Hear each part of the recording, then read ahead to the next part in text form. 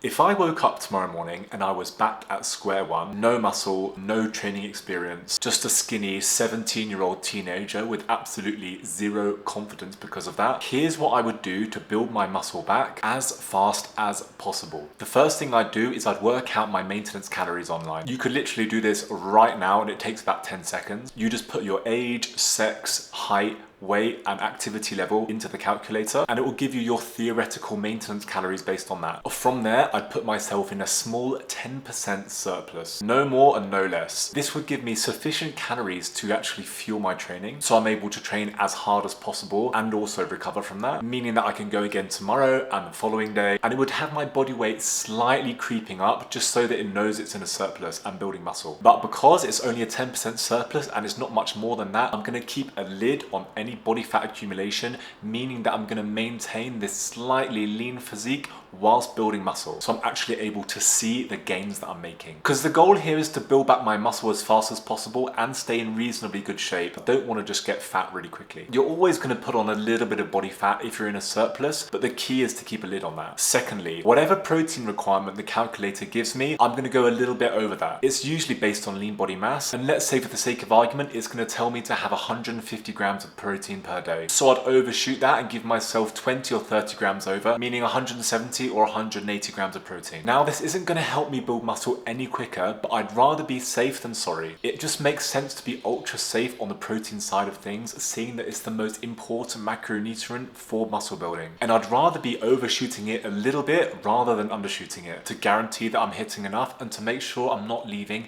any muscle gains on the table. And because I'm going to be training hard, I need to fuel my muscles adequately for this. So that's the diet side of things done. Now let's get onto the training. For that, I'd choose a 6-day training split, having a rest day on the Sunday. I would have one session upper body, then the other session lower body, and I'd literally just alternate between the two like that. Maybe on the final lower body session of the week, I'm going to throw in some arms just to get some more volume into the upper body rather than the legs. And you might be wondering, with a 6-day training split, why not just do a body part split? Chest on Monday, back on Tuesday, legs on Wednesday, that kind of thing. Well, because after volume, which is the amount of work you're asking your muscles to do, frequency is the second most important training variable for muscle growth. With this split, training 6 days a week, alternating between upper body and lower body, I'm going to be hitting every single muscle group 3 times a week, stimulating muscle protein synthesis every single time I do that, which is essential for muscle growth. This will yield faster results as opposed to just hitting a muscle group once a week, even given the volume's the same. And on the training program, I would do around 20 working sets per session. I wouldn't spend 2 hours in the gym every single day. Here's why. Because I'm just starting out from scratch, I have zero training experience, I have zero muscle, but I want to grow as fast as possible. My muscles won't be used to the massive increase in volume, in frequency and stimulus. So I'm going to be sore as hell from the onset. But I still want to get my 6 sessions a week in, so over the week and over the month, I'm accumulating as much volume as possible. So basically, I'm going to need to pace myself.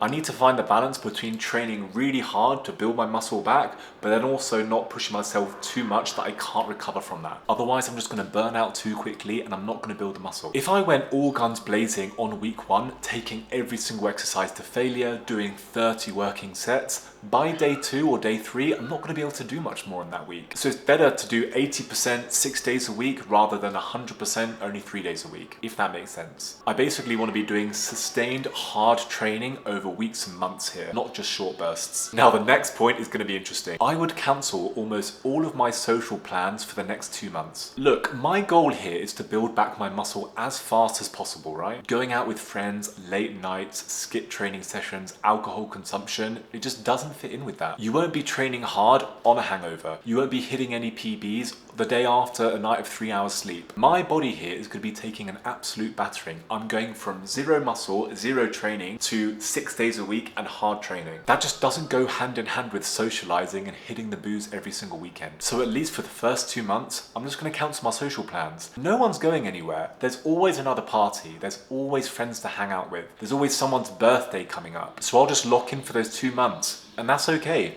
That fits in with my goal. No one's going to mind if you just fall off the radar for a couple of months and just focus on yourself. No one will probably even notice. And once I've built myself back up again, let's say after those 2 months, then I'll have a look at the social calendar and see what I can do. But I'm not going to go crazy because even after 2 months of hard, focused training and dieting, I'm still not going to have built all the muscle I had lost yet. And to gauge that, I would start taking progress photos of myself. We don't take enough progress pictures. I was just looking through my camera roll on my phone, trying to find a picture of myself 10, 15 years ago when I was skinny, and I just couldn't find a topless picture. I wish I had one. And look, I get it. When you're starting out, you're gonna hate taking these initial progress photos, right? Because you're not happy with how you look. You're just starting your journey. You're not the finished article yet. But when you fast forward a few months, you'll be so glad you took those initial progress pictures, because then you can compare where you started, where you are now, and it's going to be super motivating. It's going to inspire you. And what better inspiration is there out there than yourself? I treat these photos like a progression diary. Every week, same lighting, in my bathroom, unpumped, unflexed. Why? Because the first 2 or 3 weeks on this program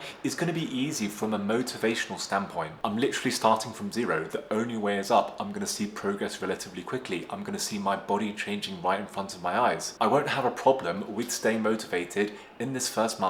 But just like a muscle, my motivation is going to start to decrease as the process goes on, as the rate of progress slows down, as I get bored of it, as I get tired, as I get lethargic, as I start to lose interest in the process, which happens, and that's normal. But if I do these photos, I'm going to look back at the start and I'm going to be motivated again. I'm going to be able to see how far I've come instead of how far long I've got to go. And that hopefully is going to give me the kick to get me back on track should I fall off the bandwagon a little bit in terms of motivation after the first month. And lastly, I'm going to set a bedtime and a wake up time, and I'm going to stick to that every single day where I can. Sure, on the weekends, I'm going to give myself a little bit of leeway with that if I want to relax a little bit more, but I just want to get myself consistently in a routine where I'm able to recover consistently from my training sessions, rather than having one night of good sleep, one night of bad sleep, one night I get 6 hours, the other night I get 9 hours. That's just going to throw your training off. So I'm going to set a bedtime and stick to it, and then also I'm going to have an alarm and stick to it. And it's not fancy, it's not sexy, and it's not exciting, but I'm going to need this good quality sleep to recover from all the training that I'm doing. And fast forward a few months, then I won't have as much muscle as I have now,